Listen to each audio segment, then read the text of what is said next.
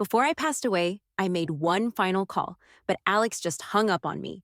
He was holding another woman, treasuring her like a rare gem. That lady was already expecting, and my mother in law kept dialing her boyfriend's number, slipping the family heirloom bracelet onto her wrist. Alex gazed at her, his eyes filled with soft affection. What a sweet and loving moment. Luckily, their joy is about to take a hit because word of my passing will soon reach them.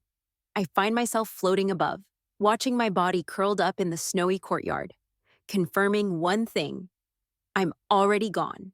Maybe it'll take a few days for my spirit to fade away. I try to comfort myself as the phone on the ground starts flashing a few times. It's Alex calling back. More precisely, he's trying to return my call. The phone keeps flashing until it dies from the cold. Alex, trying to get back to me now, but it's too late. I can't answer anymore. I had planned to leave quietly, but the snow was falling so gently, and the creaking of the swing reminded me so much of when Alex used to push me high when we were kids. Suddenly, I wanted to give him a proper goodbye. He doesn't even know I had cancer, but when I called, he hung up immediately. I paused for a moment and checked Emily's social media. Sure enough, she posted another video from the villa Alex bought for her. He and his mom are all around her, spoiling and caring for her. The caption says, "Help, they're turning me into a bit of a spoiled kid." I put the phone down, not wanting to see Alex being so affectionate with someone else. A sharp pain hits my stomach again. I collapse, vomiting blood in big gulps. The pristine snow is instantly stained with a large red patch. I struggle to get up and sit back on the swing. Honestly, even at death's door, I still find ways to mess things up. Old folks, old memories, old places. Now he's got someone new in his arms. How could he care to look back at things long gone? In the end, I didn't say goodbye to him. I glance around the small courtyard filled with memories, dilapidated and desolate. Only the cold wind blows through. Grandpa and Grandma have been gone for ages, and Alex and I moved out long ago. No one cares for the place anymore, except for the swing I'm sitting on. Everything else is broken bricks and tiles. Nothing like how it looked in our childhood. The scenery's changed, and so have the people. I give a self-mocking smile. The swing sways gently in the quiet courtyard. Occasionally, I hear snow slipping off the pomegranate tree. I think I hear Grandma lovingly calling out, "No, Alex, come and eat the roasted rice cakes." On the stove, the white rice cakes are roasted until they're fragrant, soft, and chewy. Alex breaks off a piece, blows on it to cool it down, dips it in a small porcelain bowl of sparkling white sugar, and brings it to my lips. Quick! It's best when it's hot. The rice cake is so tasty that my eyes turn into happy crescents. Seeing me eat happily, Alex's expectations are met. He's even happier than if he had eaten it himself. And despite the heat, he goes back to break off more rice cake for me. Alex was so awesome back then. He loved spoiling me the most. Every time he got snacks or toys from his parents, he'd bring them to me first, holding the snacks with a proud look. He'd say, "No, give your big brother a smile. If you smile, I'll give this to you." I wouldn't pay him any mind. I knew that whether I smiled or pouted, he'd end up stuffing them into my hands anyway. If someone had told me back then that Alex would one day be protecting another woman, letting her give me a hard slap, I'd probably have told them they were crazy. Alex's parents were busy with work, and my parents were caught up in their divorce, so we both ended up living with Grandpa and Grandma. But because we had each other, we weren't lonely at all. We dealt with the bad kids who called us wild, did homework together after school, and napped over the desk, only to be woken up one by Grandpa. One winter when I was 10, I got a sudden high fever from chicken pox. The village elders were away for an ancestral ceremony, and only Alex was at my house keeping me company. Despite the risk of infection, Alex braved the wind and snow, carrying me on his back to the town hospital in the middle of the night. I was dazed with fever, lying on his back, groaning in discomfort. He kept comforting me. "No, don't be scared. We'll be at the hospital soon. Once you take the medicine, you won't feel bad anymore." At that time, he was only 12. His young back was still thin, but he gritted his teeth and carried me for several kilometers, never loosening his grip on my arms. Surrounded by endless snowfields, I clung to his neck, listening to his voice, feeling incredibly at ease. "So please forgive me." Later on, no matter how much he hurt me, I couldn't bring myself to let go and leave. Several days had passed, and my body was still quietly lying in the snow. I worried that if someone accidentally saw it, they'd surely be freaked out. Sigh. I thought that after death, everything would be over. But I never expected I'd still have to worry about my own aftermath. I decided to find Alex to see if I could appear in his dreams and tell him about my death. Maybe after being laid to rest, my soul could finally disappear. I had no choice. I had no one else to turn to. After all, his name is still on the same marriage certificate as mine. It's not too much to ask Attorney Mood to help collect my body, right? Before leaving, I glanced again at the snowy land. When I was 15, it was here that Alex confessed to me. On a night of the first snowfall, he knocked on my window, mysteriously saying he had something to show me, half asleep and wearing pajamas. I had just stepped out when Alex wrapped me in a warm coat, then carefully led me to the snowy courtyard. In the middle of the courtyard, there was a huge heart shape outlined by footprints, neat and perfect. The snow reflected the moonlight, clear and soft.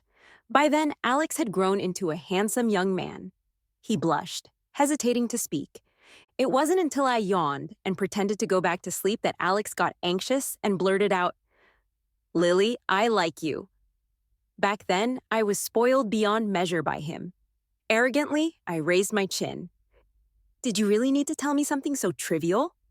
Alex was stunned for a few seconds. Then, both annoyed and amused, he came over to tickle me. I laughed uncontrollably, responding between giggles. "I like you too, Alex." I still remember how Alex looked at that moment. He was happy yet nervous, just holding my hand, his eyes bright, staring at me without blinking, as if he wanted to imprint this moment in his heart. Snowflakes drifted down like fireworks, landing on his fine hair and long eyelashes. In his eyes, there was a gleaming light that held only me. For us at that time, those feelings were already understood without words. I floated back to the home Alex and I shared. I just didn't expect Emily to be there too. Alex looked a bit irritated, pacing back and forth in the room. Finally, he stopped on the balcony, lighting a cigarette in the flickering smoke. His expression was unclear. It was Emily's first time in our house. She curiously examined the photos on the wall, the coasters on the dining table, and the blanket on the sofa. She took out a round white disc from my fridge, poking it with a grin. "Is this plastic? It's so hard. Why is it in the fridge? So weird." Alex turned around. "That's rice cake. If you roast it, it'll become soft." Wait, but it was too late. Emily had already casually tossed it into the trash can. With a thud, I clenched my fists. If I'd known that after I died, Emily would openly enter my house and rummage through my things, I would have burned it all before leaving. Emily stuck out her tongue apologetically. "Aw, my hand moved too fast. Alex, don't be mad at me, okay?" Alex looked at the rice cake lying in the trash can and was silent for a moment. "Forget it. It's not valuable. When Lily comes back, she can buy more." Emily had innocent eyes, and when she acted all coy and sweet, shaking Alex's arm, it always made people soften. The last time I saw her act spoiled like this, she was still calling him Attorney Moo. By that time, Alex was already a partner at a well-known law firm and still very busy. I hadn't changed my habit of bringing him meals. That day when I brought food, he was in a meeting. So I left the insulated lunchbox and left. As I went out, I realized I dropped my car keys at the firm, so I went back to get them. I didn't know when their meeting had ended. Outside Alex's office, I heard a girl complaining in a flirty tone. "Why is it always the same stuff? I'm so tired of it. Can't she change the menu?" I suddenly pushed the door open. Alex and Emily were sitting at the desk, sharing and criticizing the dinner I had carefully prepared for him. My tone was somewhat stiff. Alex had been staying up late a lot. "These are therapeutic dishes I made especially for him.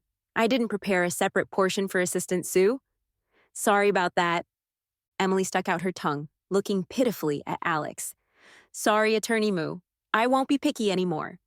Alex didn't realize anything was wrong and even tapped Emily's head with a bit of annoyance. "Lily is mature and sensible. She wouldn't fuss over such a small thing. Do you think everyone is as childish as you?" But that wasn't how it was. In the past, Alex never wanted me to be sensible. From childhood to adolescence, from the old courtyard to the bustling city, he always said that as long as Lily was carefree and happy, everything would be fine. He'd handle everything. Until I was 17. That year, Alex's family suddenly faced a crisis. His father jumped from a building due to a business failure, and his mother wept daily. Reality abruptly interrupted our romantic and naive youth. Alex began working multiple jobs. The financial and emotional burdens weighed heavily on him. In the rare times we met, he couldn't hide his fatigue but forced a smile. No, you need to be a good girl now. I won't be by your side, so you have to take care of yourself. I felt so sorry for him and thought it was my turn to be good to him. So I decided not to let him prepare surprises for me anymore. Not to have him call me in the morning to wake me up. Not to have him travel long distances to celebrate my birthday. Not to let him give so much for me. To help him repay debts, I also took on 2 jobs. I knew he wouldn't accept it. So every month, I secretly sent my wages and saved living expenses to his mother, keeping only a little for myself. I lived on steamed buns, vegetables, and free soup. Dreaming of braised pork at night, I remember that my job at the milk tea shop ended very late. On the way back, I was followed by someone. I ran all the way back to the dormitory before covering my pounding heart and crying. I didn't even realize I had sprained my ankle and limped alone for months before it healed. I didn't tell him any of this, but Alex still felt guilty, always apologizing, saying sorry for making Lily suffer with me. I said, "It's okay, Alex. Life is long. You can treat me well in the future." Alex's eyes reddened. He placed my hand over his heart, rubbing it over and over. "Lily, never leave me, okay? I'll treat you well for the rest of my life. I promise." When he said this, his expression was so serious it bordered on obsession. I had to believe him. How could I not? He promised me a lifetime. Yet in just 10 years, everything changed drastically. He gave all the pampering and love he had for me in our youth to another spoiled, cheerful girl. Actually, I should have sensed it earlier. He no longer called me no longer spent time coaxing me. When he praised me for being sensible and understanding, there was actually regret in his eyes. Regret that the innocent and carefree youth had dimmed under the grind of life. When Emily first joined the law firm, when they were still innocent and didn't need to avoid suspicion, Alex mentioned her to me many times. "A new young girl has joined. She's unbelievably mischievous. I really can't handle her." He said this as if troubled, but there was a smile in his eyes. "No. Lily, she really reminds me of you when you were young. I can't bring myself to punish her." Even then, I didn't suspect him, until Emily crossed the line again and again. When the electricity went out in her rental apartment, she cried and called Alex. After getting drunk at social events, she clung to Alex and wouldn't let go, forcing him to take care of her all night. At a celebration party, she boldly smeared cream on Alex's face and then kissed him, causing colleagues to cheer and tease. Because of her, I argued with Alex repeatedly. I threatened divorce, demanding that Alex dismiss Emily. Alex rubbed his forehead, his tone annoyed. "Lily, Emily is just childish. You used to be so innocent. You should understand her the most. Why can't you tolerate her? If we fire a young girl for such reasons, what will she do in the future?" There was deep disappointment in his eyes, as if he didn't recognize me. "Lily, how did you become so mean?" With frequent fights, our relationship became increasingly strained.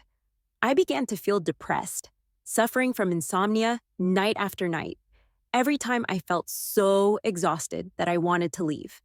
The youthful Alex would appear in my memories. He stood tall in the snow, his palms warm, looking at me with eyes pure and affectionate. Is he still Alex? How could my Alex bear to treat me like this? I couldn't leave him, so I began to doubt myself. Am I really being paranoid? Are they really innocent? Should I be more forgiving? But no matter how much we argued, Alex refused to divorce. And I couldn't make up my mind either. We just tangled like this. Until this summer, when I went to the hospital to get my test results. I ran into Alex as I came out. At the crowded elevator entrance, he had one arm around Emily's waist, the other protecting her belly, afraid someone might bump into her. That cautious care pierced my eyes painfully. Across the crowd, holding the stomach cancer diagnosis, clutching my phone that only showed a busy signal. Under the scorching 40-degree sun, no matter how deeply I breathed, my chattering teeth couldn't stop trembling. That was the first time I saw them together with my own eyes. All my self-comfort and hopeful delusions were shattered at the moment. When Alex saw me, He was filled with panic and shock. I threw away all the understanding and consideration I had shown over the years, slapped the face I had once loved deeply, and tearfully questioned him. Is this the innocence you told me about? Before I could get an answer, Emily rushed up and gave me a hard slap, leaving me stunned for a few seconds. She used her petite body to aggressively shield Alex. What right do you have to hit him? When we were young, Alex and I had many fights. Everyone knew that hitting Alex didn't matter. But if someone hit me, Alex would go crazy and fight them desperately. I had never been hit like this before. Wrapped in anger, by the time I came to my senses, I was already disgracefully tussling with Emily. Surrounded by onlookers, Alex tried to separate us. In the struggle, Emily fell to the ground, letting out a painful cry. Alex instinctively pushed me away, then tightly shielded Emily behind him. Lily, it's all my fault, but Emily is pregnant with my child. You might hurt her if you act like this. Please stop, okay? My heart felt like it had been pierced by a sharp blade. Because of that incident, I could no longer conceive. I thought it was a shared scar between Alex and me, a pain we didn't want to mention. Turns out, I was the only one standing still. He had already moved on to a new world. A spasm of pain twisted my stomach. My lips were bleeding, and the taste of blood filled my mouth. I vaguely remembered that when I bit my tongue in the past, Alex would feel sorry for me for half a day. Around us were onlookers, some whispering, others raising their phones to record. Emily was tightly protected, while I stood there defenseless, surrounded by cameras and gossip. At least I couldn't cry, I thought. I desperately held back my tears. Don't cry. Don't add another joke. Thank goodness, the hospital security arrived to separate us. They also took me away from the most embarrassing and tragic moment of my life. That night, Alex came to find me. I locked the door and refused to let him in. So he sat down outside. Through the door, he kept talking, regardless of whether I responded. Lily, the child was an accident. That day, I drank too much and mistook Emily for you. She resembles you so much that I couldn't help but take care of her. But I never intended to betray you. But Emily is an innocent young girl. She's pregnant with my child. If I don't take responsibility, how will she live? I'm sorry, Lily. After the child is born, you can hit me or scold me all you want. By then, I'll give Emily some money and send her abroad. We can consider it as adopting a child, okay? That way my mom won't pressure you anymore. Lily, I'll never divorce you. I'll spend my whole life making it up to you. Lily, please wait for me. Alex came to find me every day, and Emily was no pushover. She would always come along and make a scene. Perhaps the previous conflict had left him apprehensive, fearing we might come to blows again to ensure the child was born safely. He stopped coming to see me, but he would send long messages every day, painting a picture of our future life, trying to appease me. I pulled all the curtains, curled up alone in a dark, sunless room, masochistically scrolling through Emily's social media, watching the loving scenes she deliberately displayed for me. Had leg cramps in the middle of the night. Thankfully, Mr. Moo massaged my legs all night. Finally got the limited edition item I'd been longing for. Mr. Moo is amazing. Some people bring misfortune to both the old and the young, full of bad luck. Yet wonder why men leave them. Hilarious, Alex was still diligently sending me messages. Lily, please wait for me. How ridiculous. He seems to think he's just stepping away for a while and that I'll always be waiting for him. Waiting for what? Waiting for the child to be born or for me to die? Living recklessly like this. Ignoring everything. My condition was deteriorating rapidly. I'm afraid I won't make it to the baby's 1-month celebration. Looking back on this life, we had so many beautiful memories, but our last meeting was him protecting another woman and slapping me. I hovered beside Alex these past few days. I couldn't enter his dreams, but I saw that he was constantly looking for me.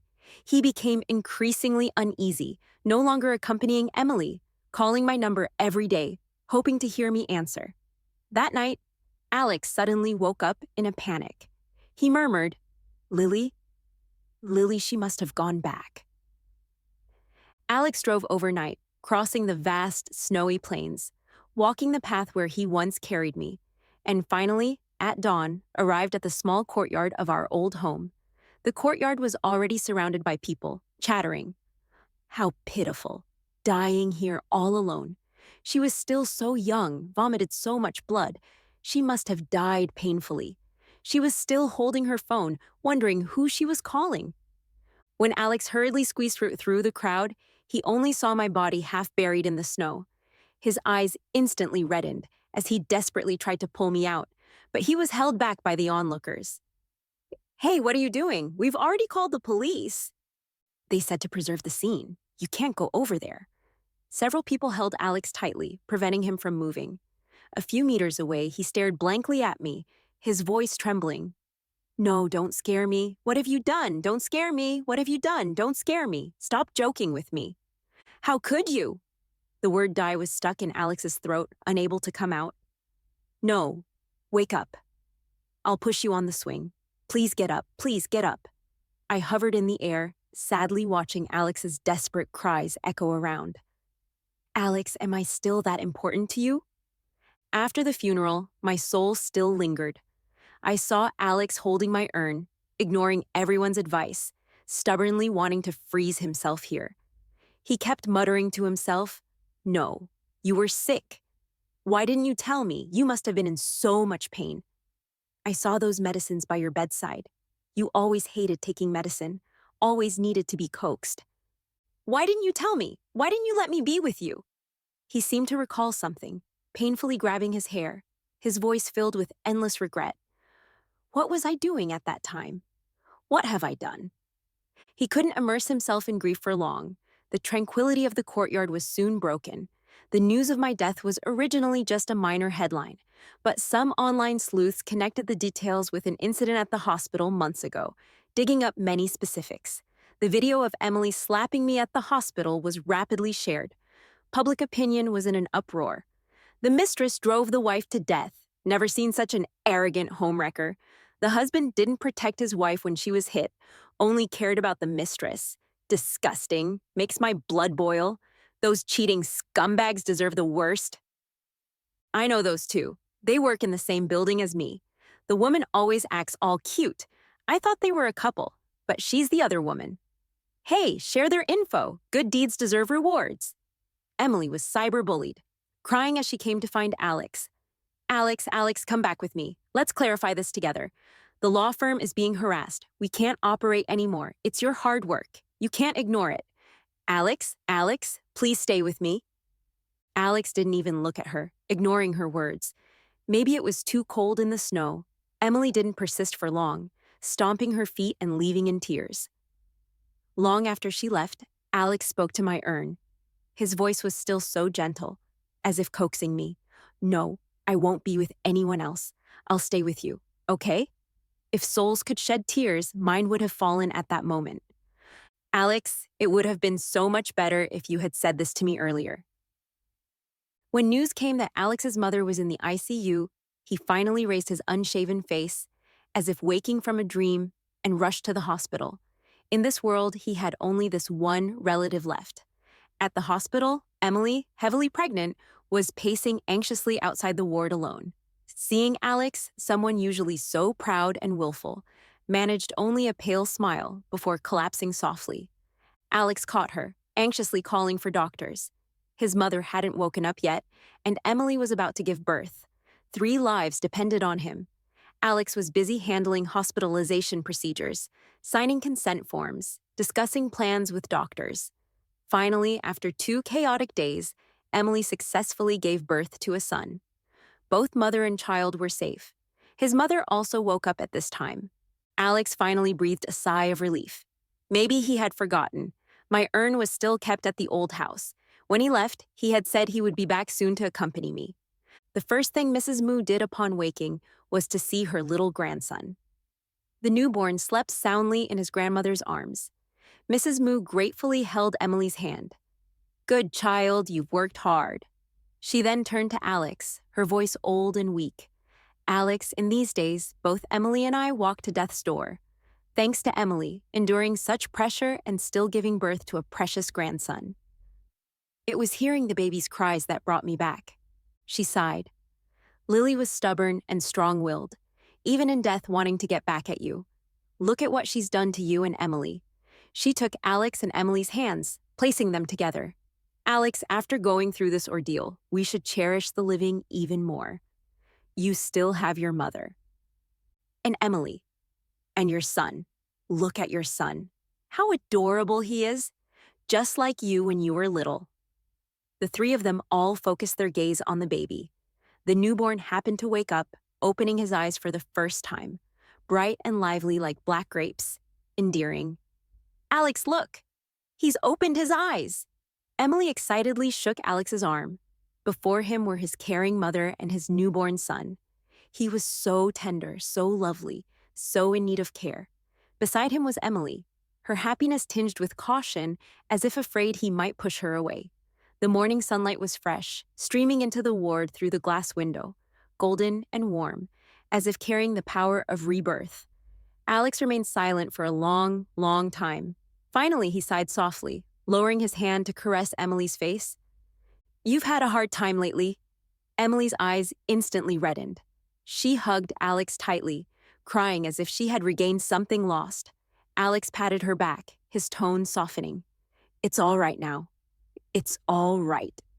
Mrs. Moo held her grandson, watching the reconciled couple before her, smiling with relief.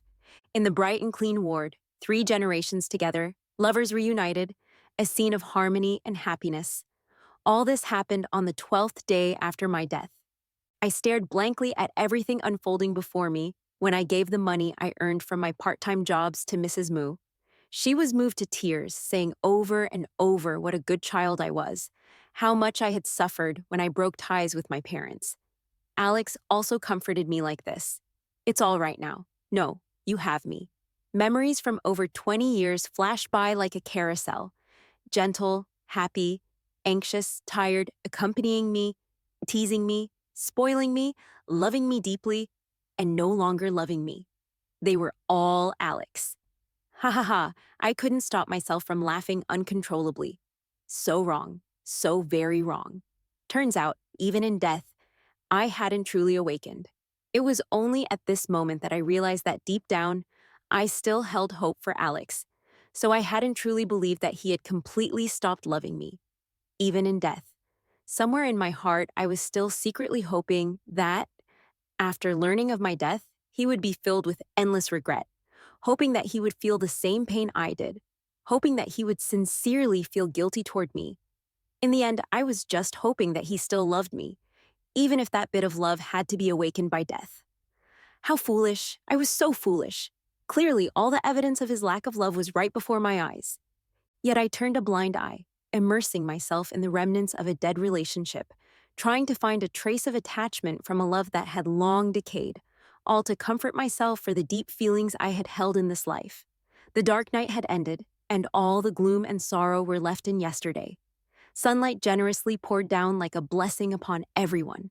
The whole world was filled with vitality and vigor, laughter and joy.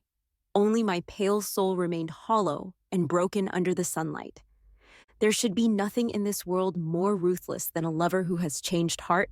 After being discharged from the hospital, Alex quickly registered his marriage with Emily, giving her and the child a proper status. Regarding the online insults, Alex calmly issued formal warnings, sent cease and desist letters, and even sued one person as an example. The compensation and apology from that person were publicly displayed for half a month. Alex was a well-known lawyer in the industry. Handling such matters was second nature to him. The online outrage quickly subsided, but Emily wasn't satisfied with her unwillingness to suffer any losses. How could she not retaliate after being cyberbullied because of me? She began writing emotional posts in her vividly dramatic descriptions. She and Alex were the true love, and I was the one who clung to Alex for money because I couldn't get pregnant.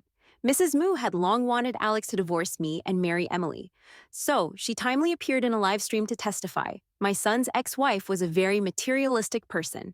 When they dated in college, she often asked me for money, very greedy.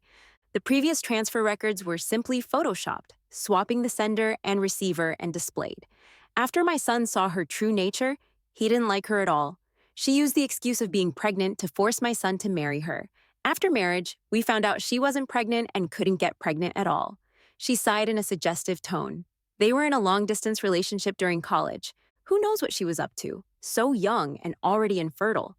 Nico is a good girl. That day at the hospital, she slapped Lily to protect Alex. Yet she was scolded so much, she was wronged. There were loopholes in their words. Some people noticed. But with Alex's legal team involved, no one wanted to wade into these muddy waters. Some people, however, believed their claims. Wow, the lady is so cool. The unloved one is the third party. Sometimes they just met each other a bit too late. So jealous, I wonder when my guy will divorce his wife. Or maybe his wife could just die like Lily. Ha ha ha ha ha. Everything is the best arrangement. They'll be happy forever. People in love will be happy forever. Blessings. Happiness forever. The live stream was flooded with blessings and virtual gifts, and I became the vain, immoral, spiteful, and deservedly dead ex-wife.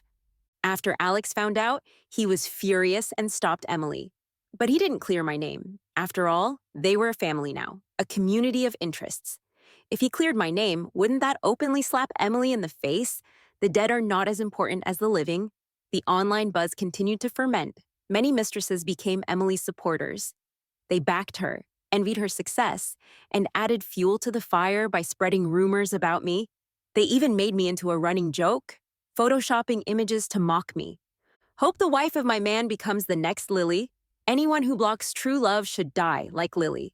Lily was so sensible. Hope that person can learn from her. In this absurd farce, the clear-headed remained silent while the shameless reveled. I watched coldly as buckets of dirty water were poured over me. A dead person, a speechless dead person. How could I win against the eloquent living? What I didn't expect was that, at this time, there was still a voice firmly defending me. Lily was a very good girl. You can't slander her like this. That voice was hoarse and grief-stricken. It was my mother. I looked at her in confusion. She appeared to have aged 10 years since I last saw her. Her thin face carried an expression as resolute as a warrior's. After Grandpa and Grandma passed away, she had come to find me, begging me to live with her, willing to make up for the years she'd missed. I refused to forgive her for her decade-long absence. Besides, I had Alex then. I thought I didn't need anyone else. Mother held a doll that she had given me when I was little, which I had later returned to her. She wept uncontrollably. From her words of self-blame, I finally understood her difficulties. It turned out that when I was very young, my father had cheated on her. Unable to bear the blow, my mother suffered severe depression, losing control of her emotions, even experiencing auditory and visual hallucinations. She feared she might hurt me, so she sent me away to receive treatment alone unexpectedly. When I grew up, I no longer needed her. Even more unexpectedly, I would follow in her footsteps and lose my life. Lily loved Alex so much. Whenever she talked about her life with me, every sentence was about him, wholeheartedly. How could she be the kind of person you say she is? That Emily is the real third party. She destroyed someone else's family and killed my daughter. Emily was a bit flustered. She ignored Alex's warnings and used all her means to deal with my mother, fearing that public opinion would turn against her. She dug up the fact that my mother was divorced and hadn't contacted me for many years. She didn't contact her daughter for so many years, but now that she's dead, she shows up. Isn't it just because she's old and has no one to support her? Trying to extort money using her daughter's life. No wonder no one wants her. So vicious. The old witch just wants to suck her daughter's blood. My mother, at her age, just wants to suck her daughter's blood. My mother, at her age, couldn't fight Emily and her fans online. She powerlessly defended me, and when she couldn't win online, she held a sign in front of Alex's law firm, asking him to come out and clear my name. But Emily cried and pleaded with Alex. Alex, now that crazy woman is attacking me, I can't just not fight back, can I? How do you expect others to see me, to see our son? Looking at the young infant, Alex compromised once again. He wearily came out, seeing my mother, his eyes somewhat evasive. The online stuff will soon be forgotten. In the meantime, please don't look. Slap. My mother slapped him, her finger pointing at him, trembling. What did Lily ever do to wrong you? You cheated. She died. And you still throw dirt on her. Alex hung his head, only saying, I'm sorry. I'll compensate you financially. Before turning back into the law firm, the security guards held back my mother, her cries echoing at the entrance. Lily, Mom is useless. Mom let you down. It's Mom's fault for not teaching you. So you couldn't see people clearly. couldn't see people clearly. I murmured endless regret welling up in my heart. I regretted it. I should have realized long ago. If I were important, how could Alex not notice my pain and suffering for months? Letting me die alone? If I weren't important, how much weight would my death carry? How long could it bind Alex? I did hope he'd feel pain and regret, but that hope should never have been placed on his worthless feelings and conscience. I should have taken action myself, pushing him into hell. As this thought clarified, the youthful figure in my memory gradually blurred, and the ties that had bound me all along vanished without a trace. I shouldn't have died. They were the ones who should die. Just as I came to this realization, a comforting sigh seemed to echo in the void. Blinding white light enveloped me, and my soul gradually dissipated. Early-stage stomach cancer requires prompt surgery. If the prognosis is good, chemotherapy might not be necessary. Familiar words sounded, and the doctor's face gradually became clear before me. Looking at my surroundings and the medical report in my hand, I realized I had been reborn. Reborn on the day I ran into Alex and Emily, my most humiliating day. Everything was still in time. I quickly made a decision. Please schedule the surgery as soon as possible. Use the best plan and medication. I will fully cooperate with the treatment. In my previous life, after learning about my illness, I panicked and helplessly called Alex first, wanting him to help me make decisions. But now I knew he was accompanying Emily for her prenatal checkup and had no time for me. Leaving the consultation room, I went straight to the obstetrics department entrance. Sure enough, they were there. Alex carefully supported Emily as they came out. The scene that had broken my heart and made me lose control in my previous life now left me calm and unruffled. I took a photo of them and turned to go home. Since I was about to undergo surgery, I needed to rest well. I sent the photo to Emily. She thought I was confronting her and provocatively replied, "I'm pregnant with your husband's child, so what if he accompanies me for checkups?" "It's not my fault you can't have kids." I sent her my stomach cancer diagnosis and added, "I'm dying soon. Alex is yours now. Take good care of him." Emily suspiciously sent a question mark. I didn't reply. If heaven wants someone destroyed, it must first make them mad. If I didn't let Emily become complacent first, how would she dig her own grave? I researched information on stomach cancer surgery. After about 10 minutes, I smoothly opened Emily's alternate social media account. Just as I expected, Emily couldn't contain her joy and posted our chat records on her alternate account. Caption: "Sisters, I'm about to become official." Below were numerous messages congratulating her in my previous life. Emily used this account to write emotional posts, flaunting her relationship, slandering me, and gained a bunch of followers, inciting them to smear me together. Many mistresses called Emily teacher, seeking her advice, and Emily was happy to guide them. Among them was one named Jasmine, who was special. She was a mistress to some wealthy businessmen, eager to get pregnant and become official. In my previous life, she succeeded under Emily's instigation. Unfortunately, the businessman's wife wasn't as easy to bully as I was. She was formidable and somehow made the girl disappear without a trace. After dealing with Jasmine, Emily still couldn't vent her anger and kept looking for Jasmine's mastermind. As a fellow wife who was cheated on, I thought I should at least help her find Emily. Using the same photo, I sent it to Alex. He immediately called. I hung up. He kept calling. I turned off my phone. Just like in my previous life. Alex hurried home to explain. This time, I didn't shut him out directly. He was eager. "Lily, let me explain. It was just an accident. When my mom found out, she threatened to kill herself, insisting on keeping the child Emily is carrying, the same words as before." He still had Emily's perfume on him, which made me nauseous. I could have driven him away and cut ties cleanly, but that would have been too easy on him. After all, I knew that before long, he would walk out of this marriage and start a new life with Emily.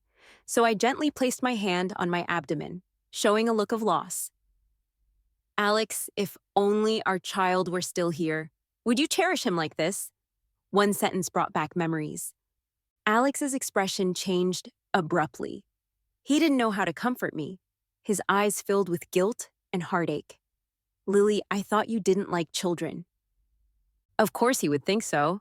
At that time, we had just graduated, and Alex wasn't yet the suit-wearing, renowned law firm partner he is today. As a trainee lawyer, Alex was overwhelmed daily by heavy and tedious case files. Constant overtime was the norm. Every day after work, I would rush back to cook for him without even taking a bite myself. I'd carry the insulated lunchbox and squeeze onto the subway for an hour to bring him food. The accident happened during that time. That day, a man who had lost a lawsuit hid in the law firm, intending to take revenge on Alex. When that chair came crashing down, I instinctively threw myself over him. The severe pain in my back made everything go black.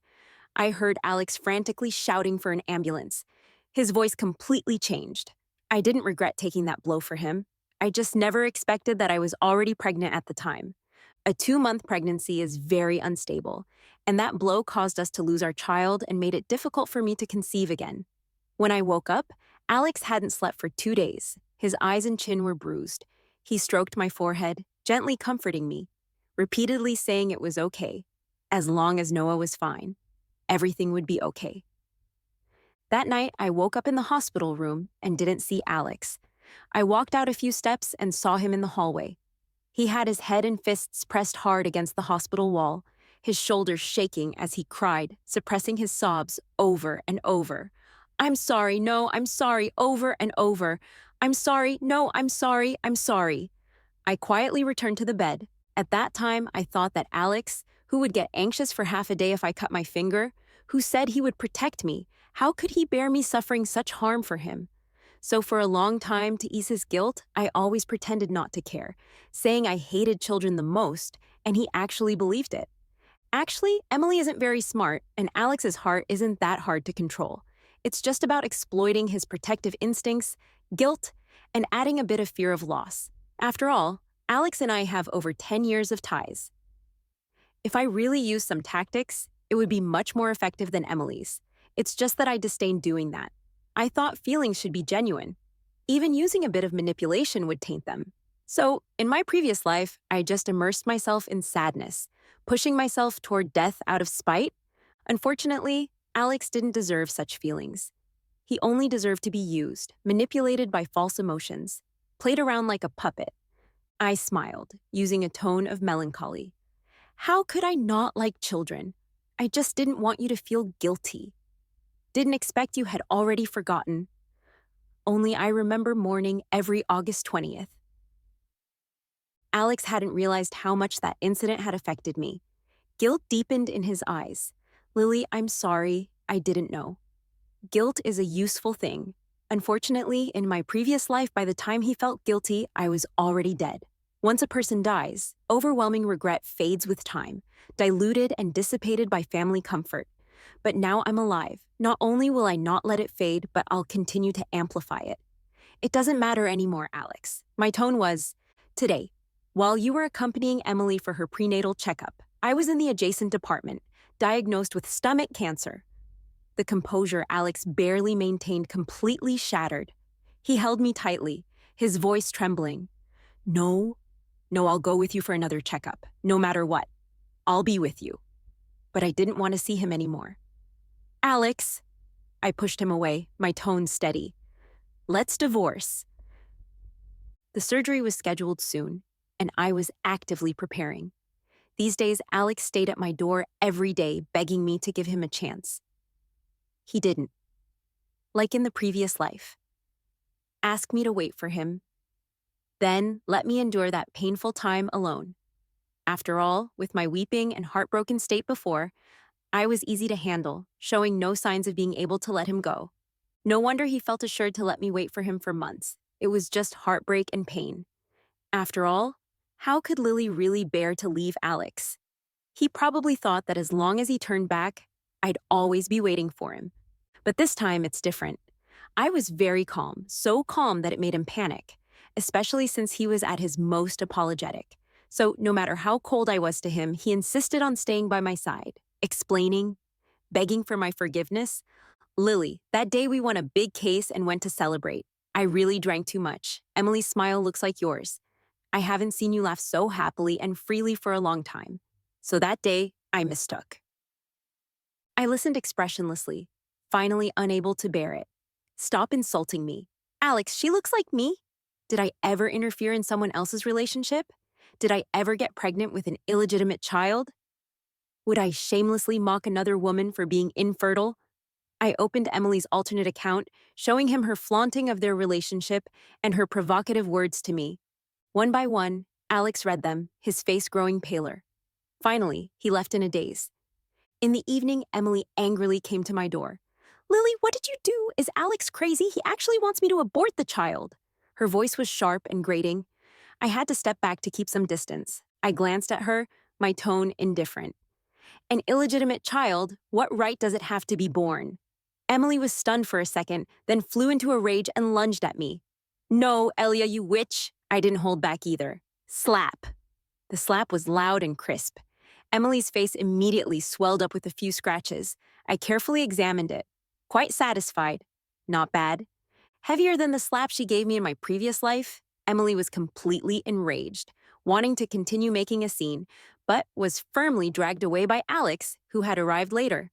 He didn't look at Emily's tears and wounds, just stared steadily at me. "Lily, I'm sorry. I won't let her bother you again."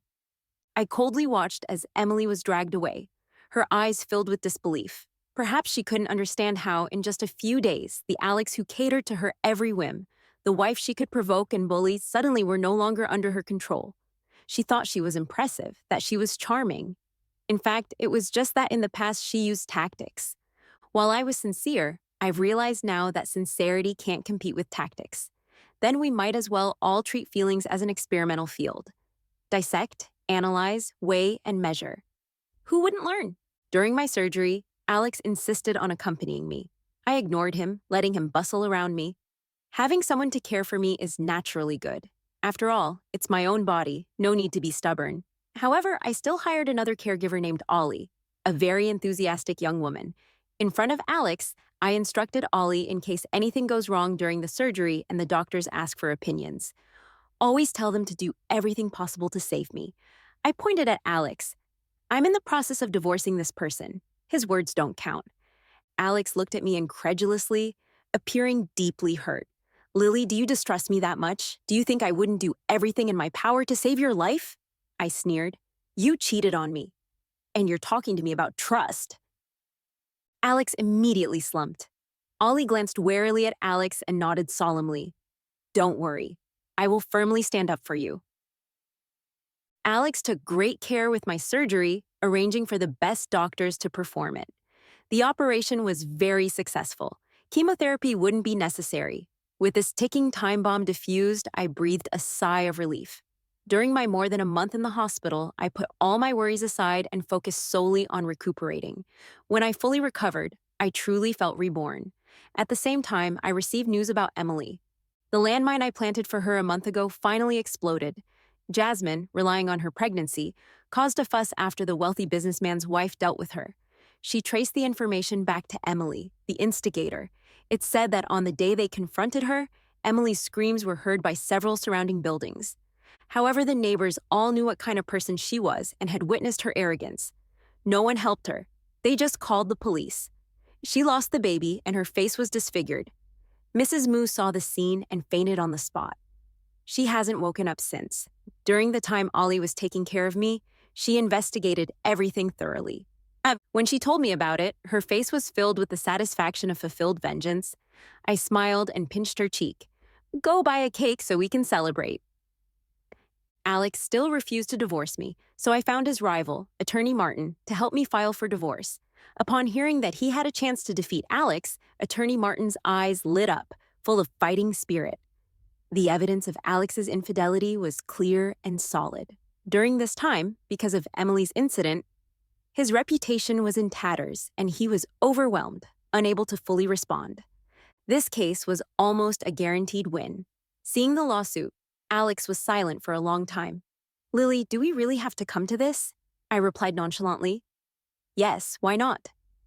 In the past, whenever he encountered trouble, I always encouraged him and helped him solve it. Now, not only was I indifferent, but I was also kicking him when he was down. Alex rubbed his forehead and spoke wearily. "No need to make it so complicated. I agree to all these terms," he pleaded. "Just give me another chance, okay? I truly regret it. We grew up together, went through all the important moments in each other's lives. How could I have been so foolish to betray you? How could I have been so foolish to betray you? Recalling how. After my death in my previous life, Alex's brief sadness was followed by decisive coldness. I couldn't listen anymore. Alex, put away your hypocrisy. You disgust me. Who wants his cheap repentance? Alex almost left with nothing. The villa and gifts he had once given to Emily were all liquidated and reclaimed. Now they are all under my name. I drank the medicinal soup Ollie had prepared for me and looked out the window. The autumn scenery was already desolate. At the twilight of life, it's time to let go. For the first time in many years, I took the initiative to call my mother. The call was answered immediately. On the other end was my mother's joyful voice.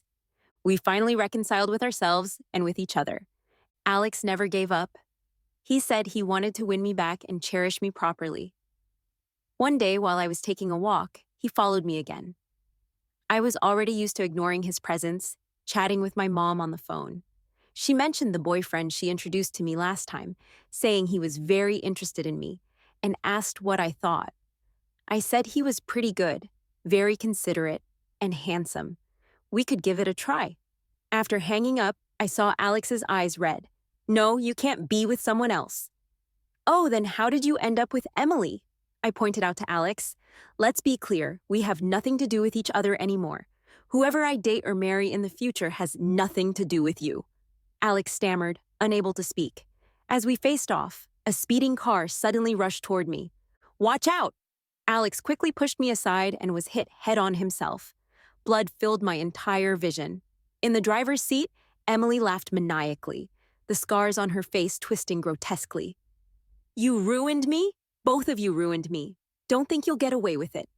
Let's all die together. Emily, you ruined me? Don't think you'll get away with it. Let's all die together. Emily was quickly apprehended. When Alex was taken to the hospital, he was already near death. In his final moments, he held my hand, saying he wanted to tell me a secret. No. On the day I confessed, I deliberately didn't use an umbrella. With his pale, blood-stained face, he managed a sly smile. It was snowing that day. I secretly wished we would grow gray hair together. No, I guess we have grown old together, I interrupted him, saying he should focus on surviving. I didn't want to hear anything else. His smile faded, and he softly replied, Okay. Then there was silence. This was the person who once gave me the safest embrace, who had also thoroughly hurt and betrayed me. My heart still ached ever so slightly. Why are people's feelings so fragile, drifting apart halfway, so easily swayed? Must one lose something to know how to cherish it? As the year drew to a close, with cold winds and swirling snow, I returned once again to the empty courtyard. In my previous life, I died in this winter, across a lifetime's tragic mess. This snowy land remained as pure and immaculate as ever. I quietly watched for a while. Snow fell heavily from the sky like a grand funeral. It buried the footprints of that boy from 10 years ago, completely and cleanly. Buried the initial flutter of the heart and the most sincere love, as if there had never been a youthful heartbeat here, as if there had never been a girl who once wholeheartedly gave her heart to him, believing that it would be for a lifetime.